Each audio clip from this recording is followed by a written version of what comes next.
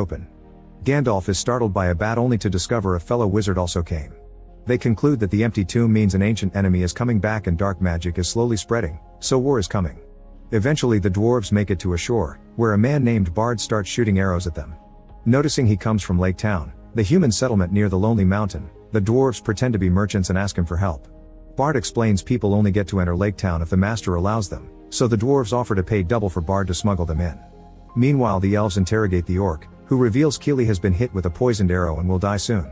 Tauriel gets angry and tries to kill the orc, but Thranduil stops her and makes her leave the room. The orc starts explaining its master is gaining power and war is coming, so Thranduil kills it.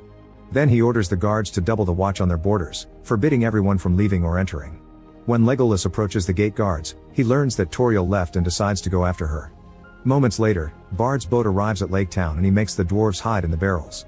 Then he makes a deal with a fisherman to transport his fish, which he uses to fill the barrels and keep the dwarves hidden. At the front gate, Bard presents his papers only for the townmaster's assistant to stop him. He points out Bard had permission to bring barrels but not food, so he makes his men throw the fish into the water. Before the dwarves can be seen, Bard points out food is scarce and this could result in riots, so he's allowed to pass.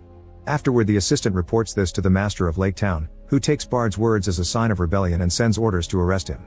As he delivers the fish, Bard pays the fisherman to keep him silent about the dwarves. While Bard takes the dwarves through town, his son appears and tells him their house is being watched.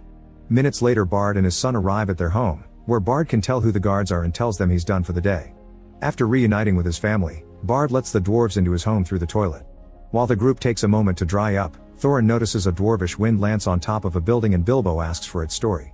When the dragon attacked the town many years ago, the lord of the city gathered his warriors and make them shoot arrows.